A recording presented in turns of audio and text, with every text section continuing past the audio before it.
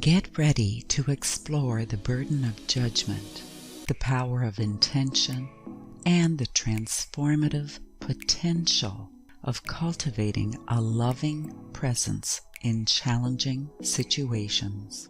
With D.W. Long. Stay tuned.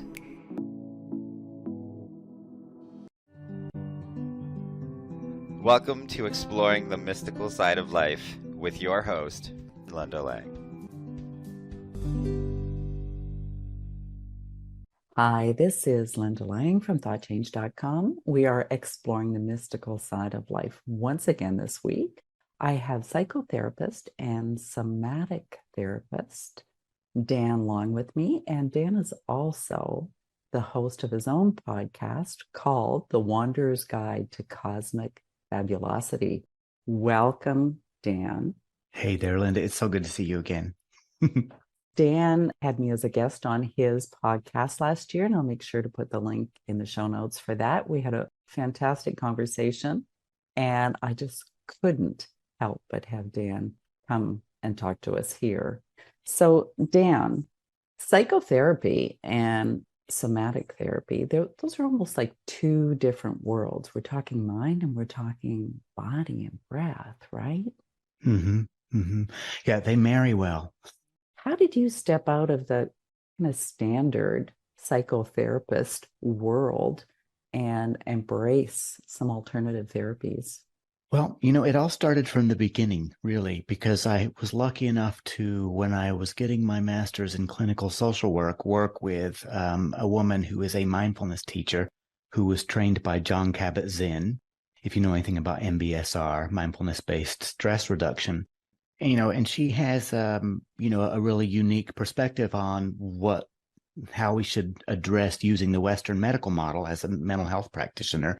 What alternative things can make us a more holistic practitioner. So I started studying mindfulness, and what happened is that the more I got into mindfulness, I discovered some other modalities in mindfulness one called Hakomi, which is a mindfulness-based somatic psychotherapy. So the first thing we do is get mindful figuratively, and then we look at the body for answers rather than trying to overthink in a very cognitive behavioral therapy kind of way, which never really resonated with me because I tend to overthink anyway. So the body was like a musical instrument singing to me, saying, this is what's going on with you. If you would listen to me, I think I can help. So I decided I wanted to work in that arena. The body has its own wisdom, of course. There are so many alternative therapies that really tune into that body to help process and help mine for more wisdom. I'm sure you must find that as well. Yeah, completely. And it's interesting because people come to me for support and they discover the aspect of the soma and the body speaking to them, either figuratively or literally, and it gives them a whole new perspective on the way they, walk their path after that. So many times people have kind of a light bulb smack in the face. Wow, I had no idea this was going to be like this moment, which is fun to witness because I had my own version of that. I'm curious. I've heard many therapists actually state that the body is the unconscious mind. What are your thoughts on that? Ooh, that's interesting. I hadn't ever thought about that perspective, like specifically. We look at the subconscious all the time and how it can drive things that we think we're not aware of, and how can we become more aware of that. And, I'm sure you hear people talk about how can we impact the subconscious to get more in alignment with what we want to be in the world or how we want to live, kind of from an ontological point of view. What's the quality of my being? If I can communicate with the subconscious, then that can, impact the way I show up in the world. But this unconscious part is interesting, like the idea that the body is that. Yeah, it's a manifestation of it.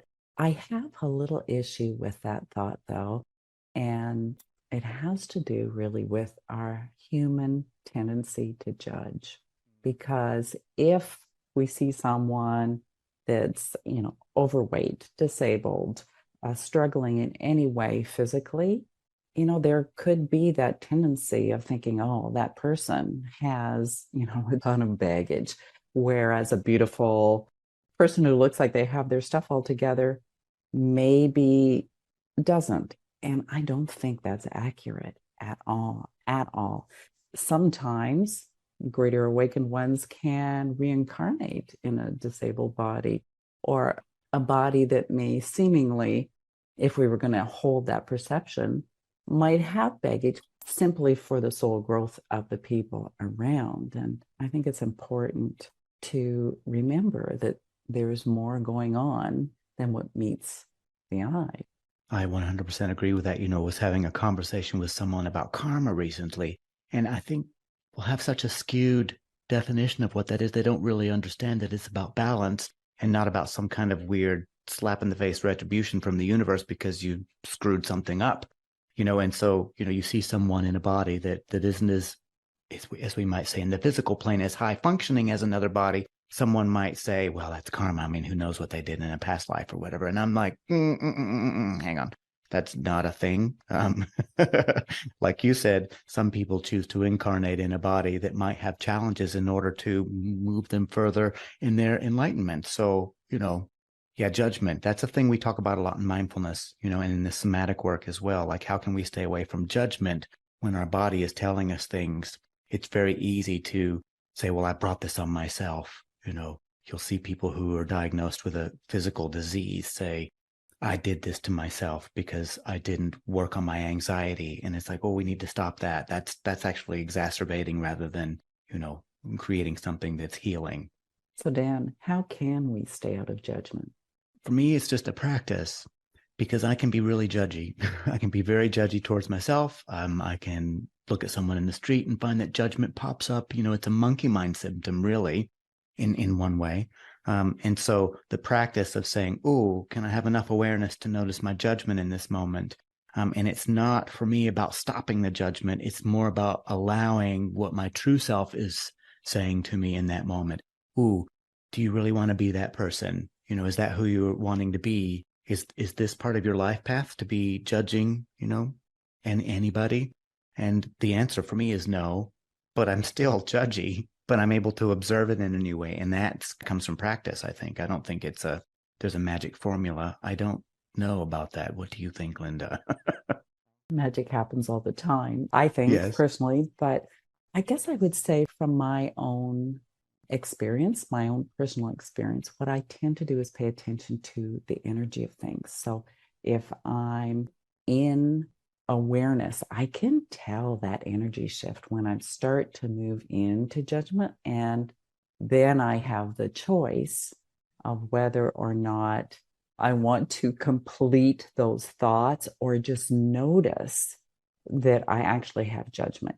And there are certain people in my life that can kind of trigger that judgment simply because, their actions are different than I would choose to do if I were them, or perhaps I want the best for them and I don't necessarily agree with their actions. But so what I typically do is use one of my healing techniques and I shift that energetic reaction, pull out the root, and then I find there's way less, right? There's way less. So it encourages a healthier relationship between me and the people in my life. And I stop getting triggered by those same things. That being said, maybe more triggers of different things pop up. So this is an ongoing process that I use to help keep my own psyche, my own body, my own energy system clear. Yeah, that's beautiful. And see, what I love about that is it's about setting intention, and that's energetic in itself. Talking to people about interfacing with difficult members of their family or an office system that doesn't support their greater light, so to speak. And they talk about then setting their intention to bring their most loving presence, and then magic happens because that loving presence somehow shakes off the sort of the yuck of whatever thing is happening vibrationally there. And they're like, wow, all I did is bring me and my spark of divinity to that. And I didn't have to go and say, and you guys need to straighten up. Exactly. And yes, that changes within you. But I mean, there's been so many times where that change within you triggers a change within the whole environment. Yeah. And I hear people report that all I did is just set my intention to bring a quality of being that that is in alignment with who I want to be and I think who I really am. And then they see the impact of that on the system. And that's magical. And how beautiful is that, really, to be able to set that intention to just be yourself rather than burden your psyche with the pressure of having to be perfect, having to be always loving, always peaceful, always wise. And simply by being yourself, that's it. Yeah, that is a burden.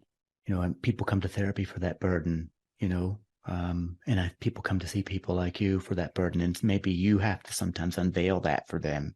I know that during the course of any kind of therapeutic work and then coaching work as well, when people realize they've got some kind of construct in their thinking that's actually, creating the burden because society has maybe programmed them, it's like we need to show up in this way in order to be loved and accepted and be told that we're worthy. It's like we don't need to do any of that, actually, because there's love everywhere. We're already worthy. And acceptance, I mean, is that something that we need to work for?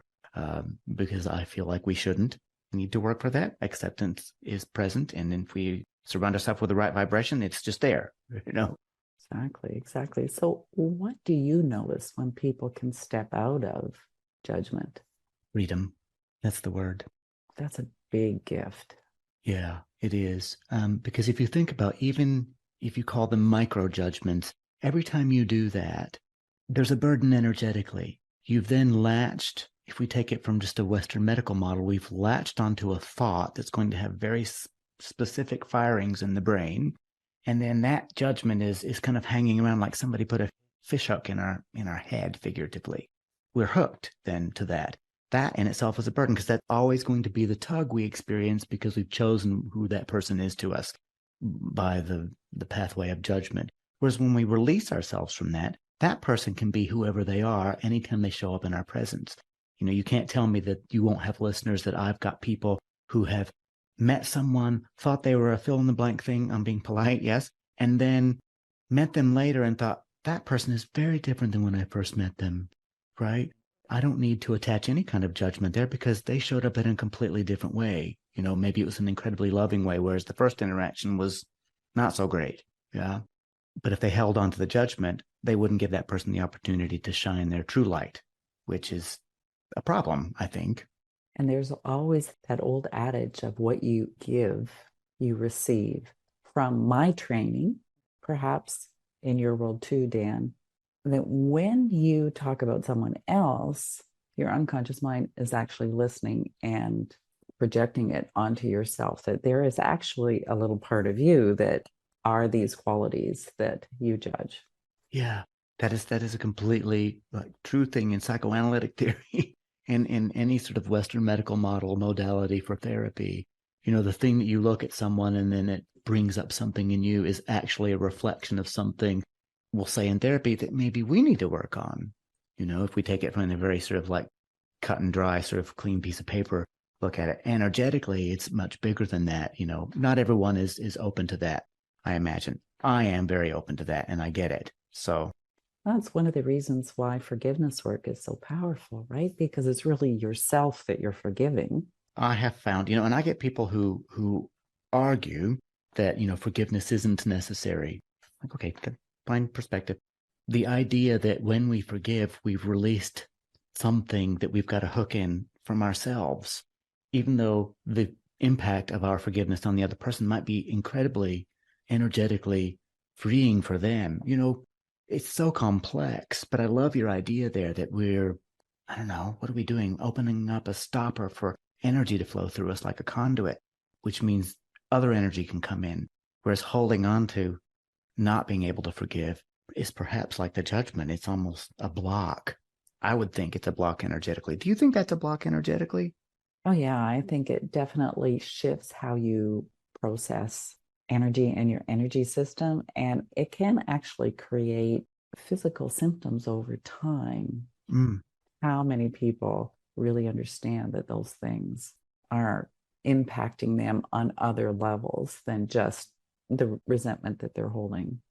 Forgiveness is a powerful way to heal, but there's a step that's beyond or above forgiveness, perhaps, where forgiveness isn't necessary because it's not a thing, right? And that's the level of compassion where we can just look and love that person and understand that, the circumstances aren't really who they are and they're not made from their soul level. It's like a young child that's just learning and making mistakes because they don't know. I love that so much. I love what you just said. I think as someone experiencing this physical body, the higher part of myself or the connection to the higher self desires that so much, to be able to be just in that loving presence. And there's no need for forgiveness. It's just something that simply is over there. And there's so much love behind the experience and the connection, and recognizing for me another spark of divinity, which means that's me over there having that experience. It's the same. That's how I see things. To be in that thing that you speak of is just, gives me goosies. It's the best. That's the place to strive for, I think. And if you have to do forgiveness before you get there, beautiful and perfect in its own right. Yeah, exactly. Oh, I love this conversation. This is great.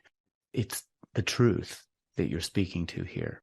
The thing that I love to work with people the most on, I think, which is a lot of my work in this lifetime, is that whatever process I'm taking in the self-study or the personal development or the spiritual path, that not one single element of it is wrong.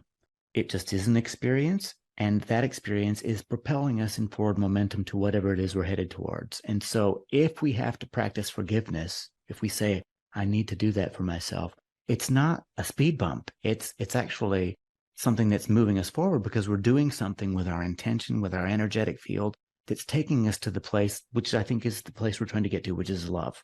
I'm sure you must find in your work that doing your personal work does open up more spiritual aspects and that whole know thyself path that we're here for.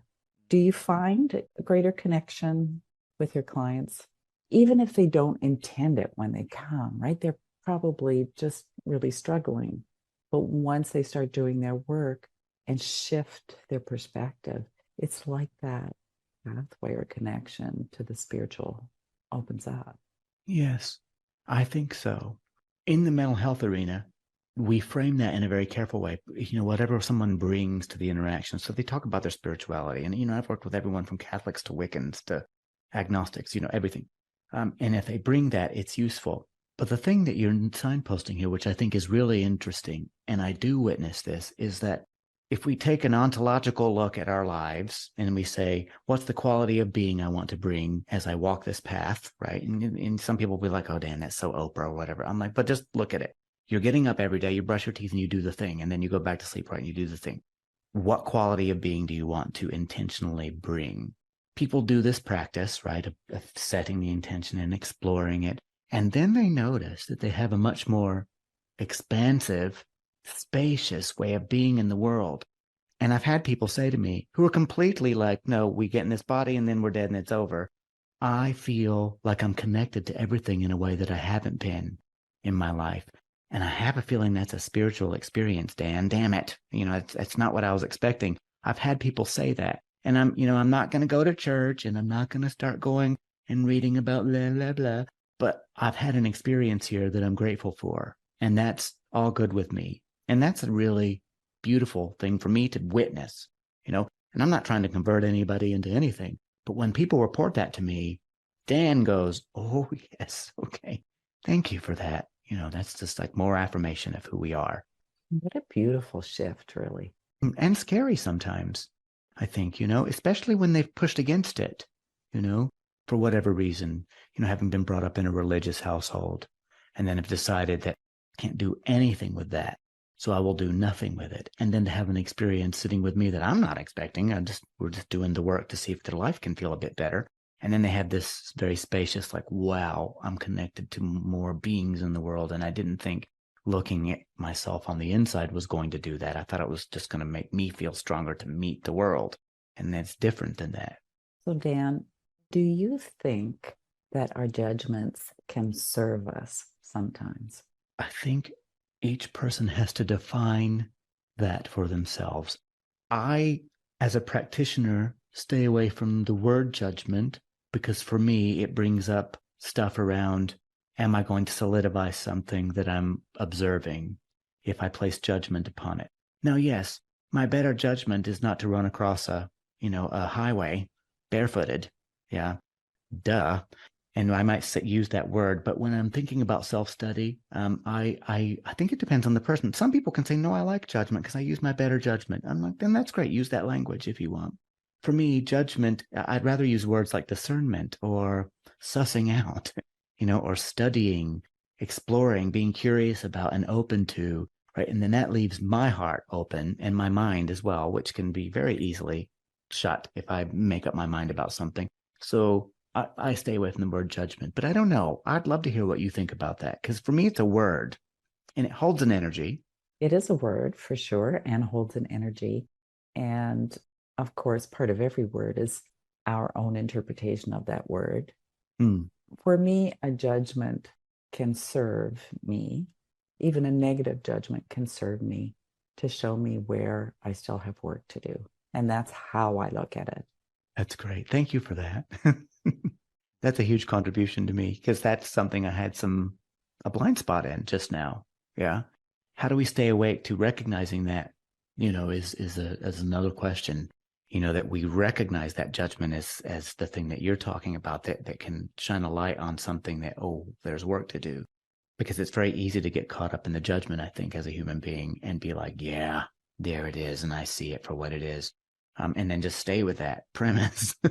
I know I've done that in my life, and I probably still do it to a certain extent until I get the universe smacking me on the back of the head lovingly. And I have a moment either from someone showing me that that's not serving me in this moment, or I just wake up, like, oh, wow, that because it doesn't feel right, somatic stuff. You feel it. I get it in my solar plexus to my throat. That's my big resonance in this body.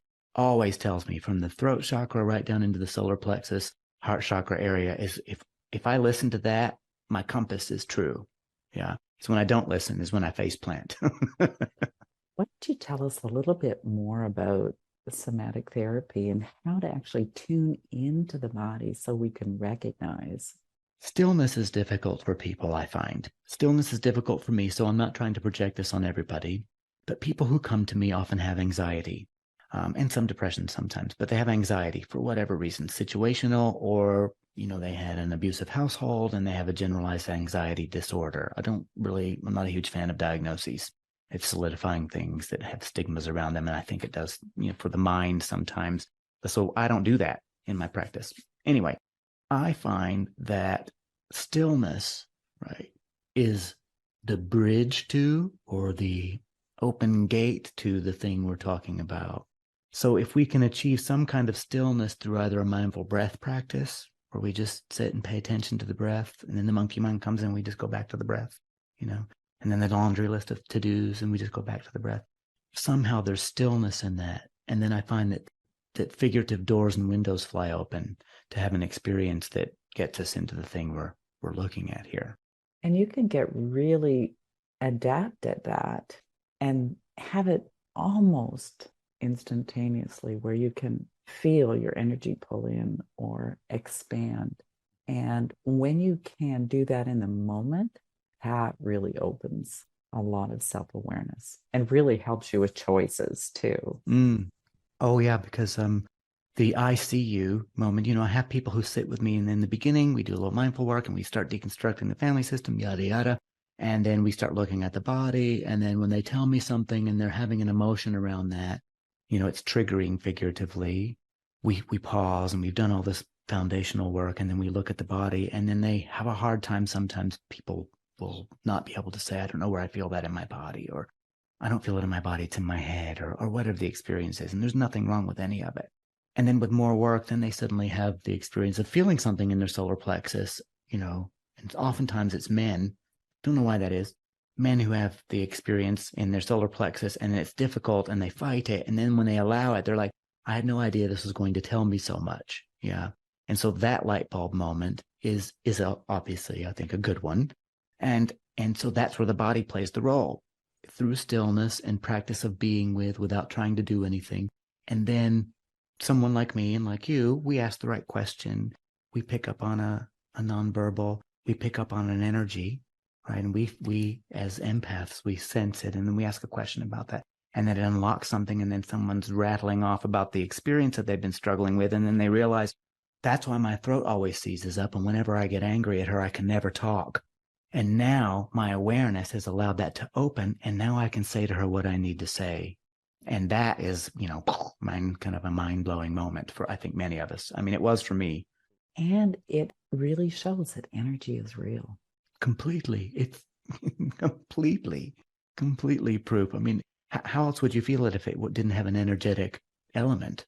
There's no way you would feel it.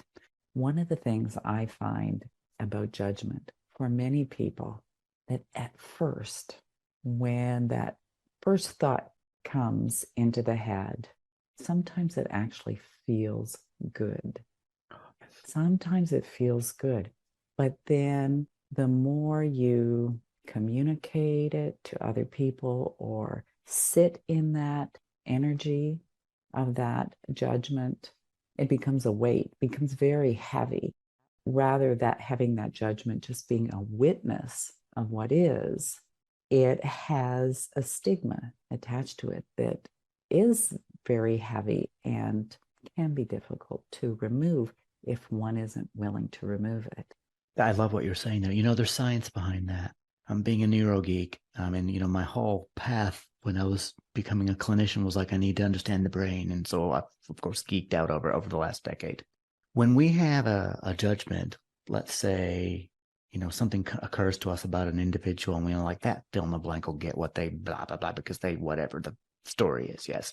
We fire the same neurotransmitters in our brain, right? We get a dopamine hit, we get a norepinephrine hit. We get the same things going on. The same thing happens in that moment of bitterness. We get a little pleasure out of it. Yes. It's tasty, as we do when someone says, here's a brownie, and we go, oh my God, that's so good. And then they make us laugh.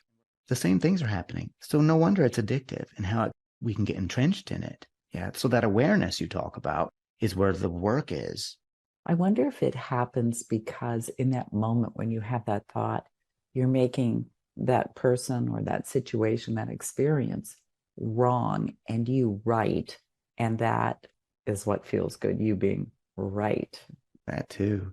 And isn't it lovely just to stand up on that lovely gold pedestal and just be in that, I've had that experience, until it gets slippery with the goo of our whatever it is that's not positive there. Or you get pushed off.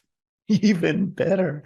Yeah. You get pushed off. And if you land just right, you wake up.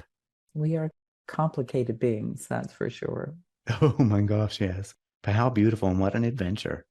Absolutely. And we'd have it no other way, right? Yeah. Do you have any tips for our listeners, Dan, before we wrap up? I would say from the place of my most loving presence is, this is the big tip that I say to myself daily and I say it to everybody. Can you, especially if you're listening to Linda and you're listening to me, you're here to study yourself in some way, must be, why else would you be here? Be gentle with yourself as you do this.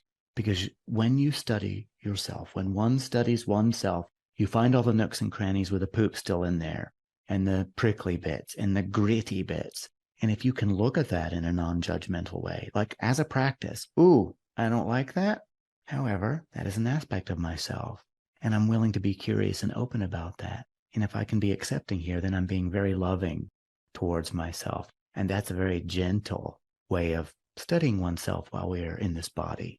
If we can do that, I think we've got it made, because we're all too conditioned to be tough and hard and push and drive. And if you don't get it, just get up and do it again in kind of a driven way.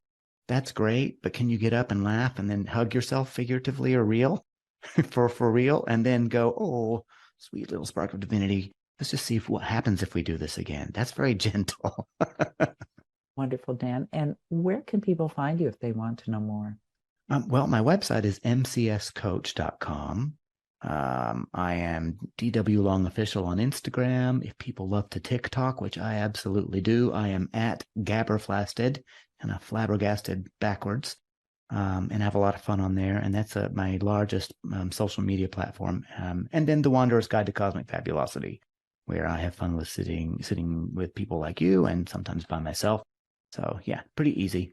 Dan, it's been so much fun having you today. Thank you for being my guest. Thank you so much, Linda. I love sitting with you. And thank you for listening to this week's edition of Exploring the Mystical Side of Life. You will find all of our conversations on YouTube, Apple Podcasts, on Spotify. Come visit me at thoughtchange.com to learn what energy medicine can do for you. And we'll see you again next time. Bye for now.